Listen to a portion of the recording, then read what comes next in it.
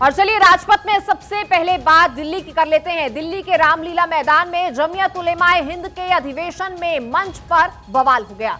मौलाना अरशद मदनी, जिन्होंने मोहन भागवत की आलोचना करते हुए कहा कि अल्लाह और ओम एक हैं, इस पर जैन गुरु लोकेश मुनि ने आपत्ति जताई है, जिसके बाद जैन और कई दूसरे धर्म गुरुओं ने मंच छोड़ दिया। क्या कुछ हुआ इस दौरान, देखिए इस रिपोर्ट के जरिए। हमारे मजहबी मामला में दखल क्यों देते हो? हम कहते हैं तुम जाहिल हो।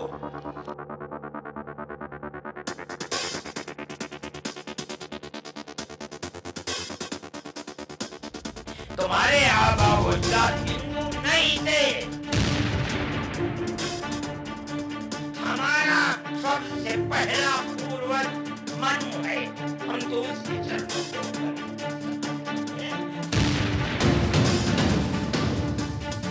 तैयार है ना पूरी तरह से। मौका था सभी धर्मों में सद्भाव कायम करना, देश में भाईचारे को बढ़ावा देना, लेकिन ये होगा कैसे जब ठेकेदार शब्दों को ऐसे घुमा दे। सामने सुनने वाले खुशी से झूम उठें, लेकिन बाकी बगावती हो जाएं और मुल्क में अमन कायम होने से पहले से हो चुका बंटवारा और घना गहरा जाए। छोटे मदनी साहब के निमंत्रण पर भारतीय सर्वधर्म संसद के सभी रहनुमा यहाँ आए और बड़ी प्यार मोहब्बत की बात हमारे स्वामी चिदानंद सरस्वती जी महाराज ने की, एक माहौल बनाया। मैंने भी अपने विचार रखे। संयोजक गोस्वामी सुशील जी महाराज ने बड़ी प्यार मोहब्बत की बातें की। हमारे सिख समाज से परमजीत सिंह चंडोक जी ने बड़ी प्यार मोहब्बत की बातें की, किंतु उसके बाद जो मदनी साहब का वक्तव्य हुआ, हम कोई उससे सहमत नहीं है। और मैं आपसे निवेदन करना चाहता हूँ, हमें केवल जोड़ने की बात अगर करनी है, प्यार मोहब्बत की कीजिए। तुम्हारे आबा अजदाद हिंदू नहीं थे। तुम्हारा सबसे पहला दादा, परदादा, लकड़ दादा, सकड़ दादा वो मनु था। मनु एक अल्लाह की, एक ओम की इबादत करने वाला था। मेरे भाई, मैंने ये बात इसलिए कही है कि तुम अपने इस मुल्क के ऊपर फख्र करो। जिस तरह आखिरी नबी अरब में पैदा किया, हर मुसलमान को समझना चाहिए कि सबसे पहला नबी अल्लाह ने, ओम ने इस दुनिया के अंदर, इसी भारत की धरती के अंदर पैदा किया है। जमीयत उलेमाए हिंद के अधिवेशन के आखिरी दिन मौलाना अरशद मदनी के बयान पर जबरदस्त बवाल हो गया। मदनी आरएसएस चीफ के उस बयान का जवाब दे रहे थे, जिसमें उन्होंने कहा था कि हिंदुओं और मुसलमानों के पूर्वज एक जैसे हैं। लिहाजा मदनी ने जवाब दिया कि तुम्हारे पूर्वज हिंदू नहीं, मनु यानी आदम थे, और आदम मुस्लिम थे क्योंकि वो सिर्फ एक अल्लाह को मानते थे। इसलिए हिंदू धर्म में घर वापसी का न्योता देने वाले जाहिल हैं। हैरत है कि बहुत पढ़ा लिखा आदमी, समझदार आदमी और आरएसएस जैसी पार्टी का सदर और संचालक, वो ये कहता है कि मुसलमान अगर चाहें तो अपने धर्म पर रहें और चाहें तो अपने पूर्वजों की तरफ लौट जाएं। क्या मतलब? हिंदू बन जाएं, इसलिए कि उनके पूर्वज हिंदू।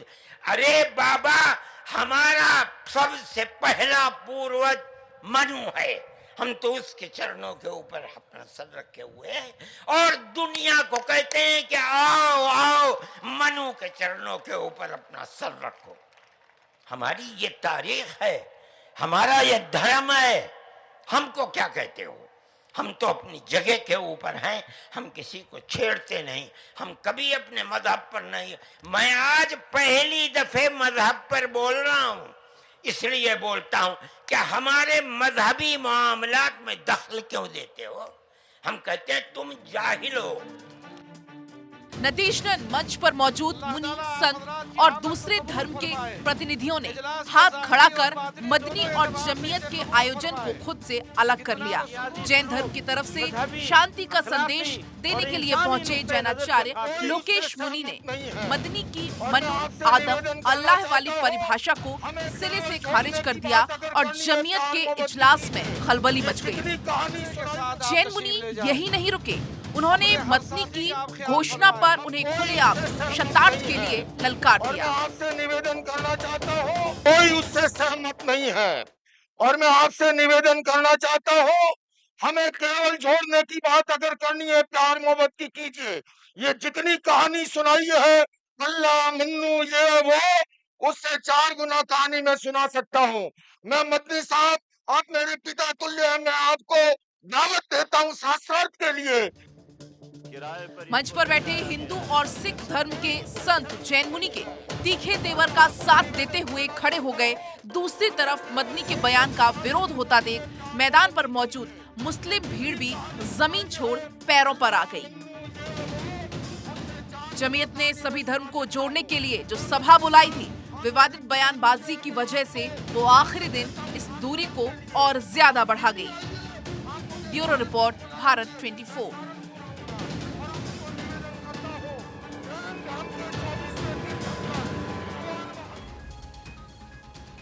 और केंद्र सरकार ने 12 फरवरी को सुबह सवेरे कई राज्यों के राज्यपाल बदल दिए।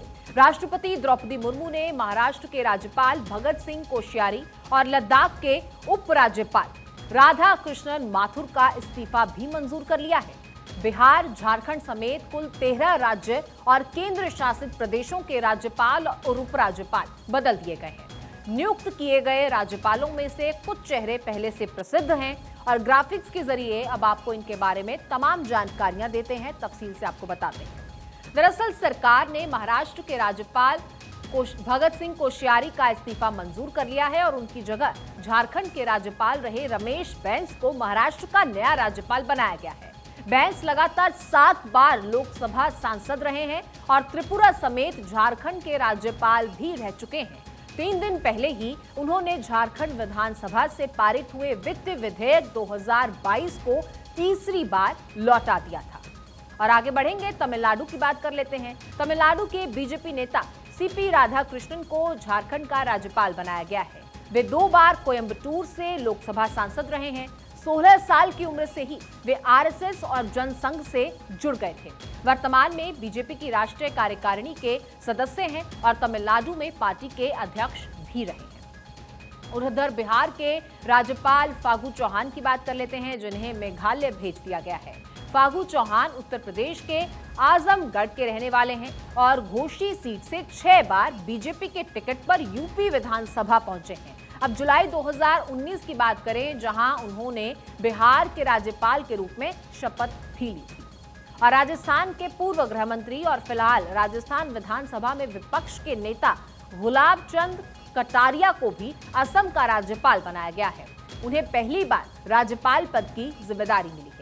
आगे बढ़ेंगे और बात आंध्र प्रदेश की, जहां आंध्र प्रदेश के राज्यपाल विश्वभूषण हरिचंदन को छत्तीसगढ़ का राज्यपाल बनाया गया है। तो वहीं छत्तीसगढ़ की राज्यपाल अनुसुईया उइके को मणिपुर भेज दिया गया है। एक दिन पहले ही भाजपा के राष्ट्रीय अध्यक्ष जेपी नड्डा छत्तीसगढ़ दौरे पर थे और बीजेपी ज्वाइन करने से पहले उइके कांग्रेस में थे। अब केंद्र सरकार ने पूर्व जस्टिस एस अब्दुल नजीर को आंध्र प्रदेश का नया राज्यपाल भी नियुक्त किया है। सबसे चर्चित नाम भी ये रहा। सुप्रीम कोर्ट में करीब 6 साल वो जज रहे। राम मंदिर मामले में फैसला सुनाने वाली बेंच का हिस्सा रहे हैं, जिसमें उन्होंने मंदिर बनाने के पक्ष में फैसला दिया था। उन्हें भी अब राज्यपाल नियुक्त किया गया है। और चलिए अब आगे बढ़ते हैं और बात करते हैं इंफ्रास्ट्रक्चर की। दरअसल प्रधानमंत्री नरेंद्र मोदी ने दिल्ली मुंबई एक्सप्रेसवे के पहले फेज का उद्घाटन कर दिया है और प्रधानमंत्री ने कहा है कि ट्रांसपोर्ट इंफ्रास्ट्रक्चर के विकास में भारत आज सबसे ज्यादा काम कर रहा है। इस आधुनिक कनेक्टिविटी का लाभ सरसिका टाइगर रिजर्व और इसके अलावा केवलादेव, रणथंभौर नेशनल पार्क, जयपुर, अजमेर और तमाम ऐसे अन्य जो पर्यटक स्थल हैं उन्हें भी होगा।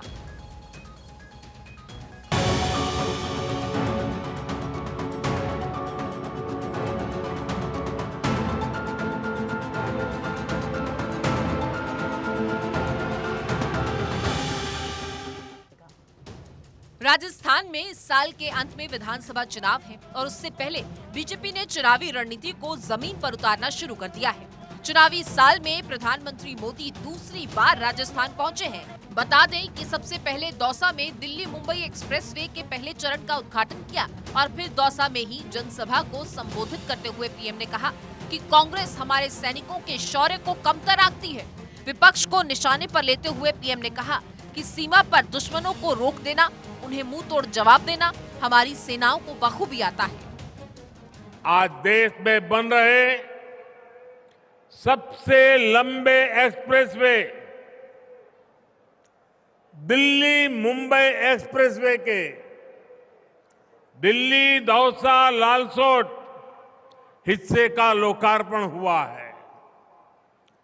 इस एक्सप्रेसवे से दौसा के अलावा अलवर, भरतपुर, सवाई माधोपुर, टोंक, बूंदी और कोटा जिले को लाभ होगा।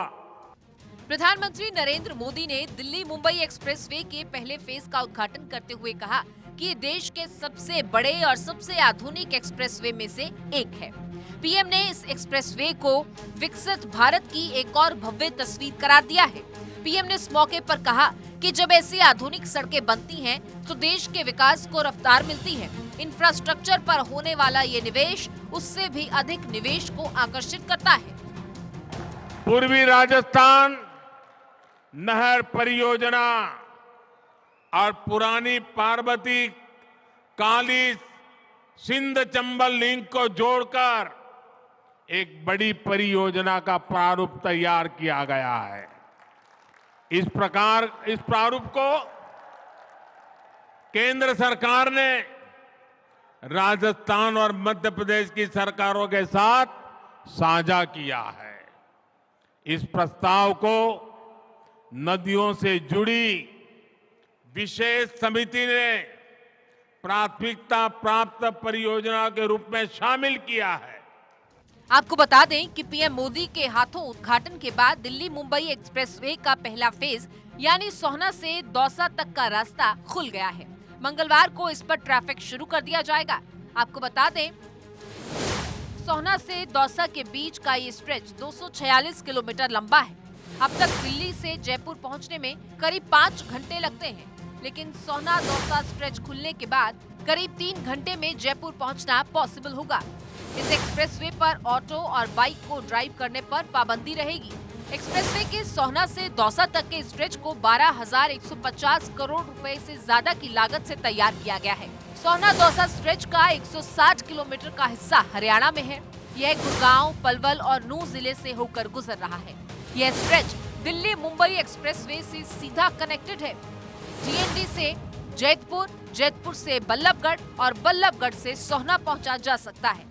तो एक्सप्रेसवे पर ऑटोमेटेड ट्रैफिक मैनेजमेंट सिस्टम के तहत हर एक किलोमीटर पर सीसीटीवी कैमरे भी लगाए गए हैं। जल संरक्षण को प्रोत्साहन देने के लिए 500 मीटर पर वाटर रिचार्ज पॉइंट भी यहां पर बनाए गए हैं। 8 लेन चौड़ा ये एक्सप्रेसवे, जिसे 12 लेन तक बढ़ाया जा सकता है। यह एशिया का पहला ऐसा एक्सप्रेसवे होगा जिसमें जंगली जानवरों के गुजरने के लिए सेफ कॉरिडोर्स होंगे। तो वहीं दिल्ली मुंबई एक्सप्रेसवे भारत का सबसे लंबा एक्सप्रेसवे होगा। एक्सप्रेसवे की कुल लंबाई 1380 किलोमीटर होगी।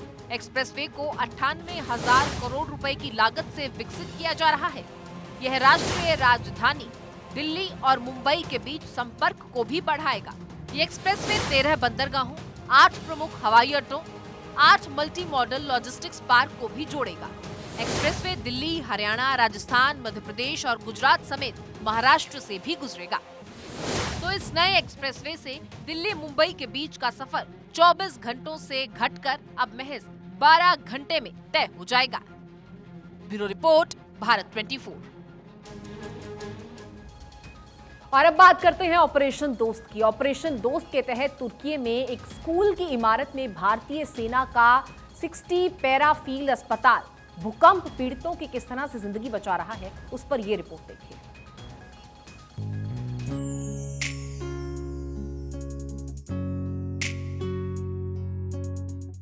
ऑपरेशन दोस्त के तहत तुर्की में एक स्कूल की इमारत में ही भारतीय सेना का 60 पैरा फील्ड अस्पताल भूकंप पीड़ितों की जिंदगी बचा रहा है, जहां से भावुक करने वाली तस्वीरें भी सामने आई हैं।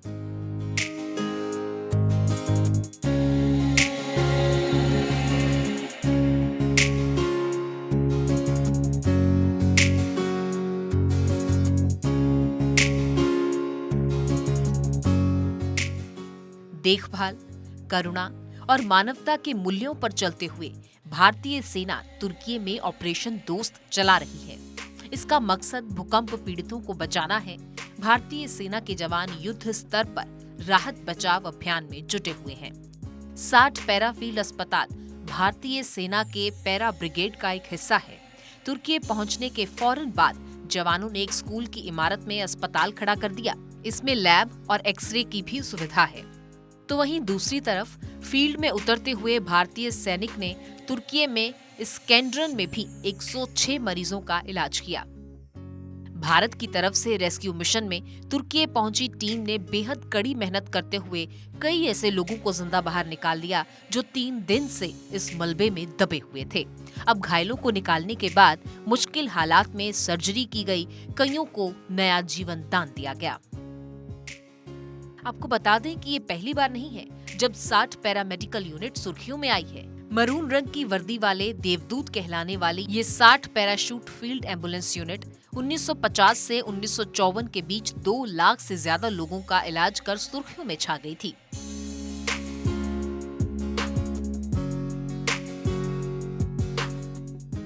साठ पैरामेडिकल यूनिट कोरियाई युद्ध में 60 पैरामेडिकल यूनिट ने मानवता, करुणा और सेवा को अपना ध्येय बनाया। 1950 से 1953 के बीच चले कोरियाई युद्ध के दौरान भारत ने संयुक्त राष्ट्र सुरक्षा परिषद के प्रस्तावों का समर्थन किया था और इसके तहत भारत ने सेना की एक मेडिकल यूनिट 60 पैरा फील्ड अस्पताल की तैनाती की। और चलिए इसी के साथ फिलहाल राजपथ में इतना ही।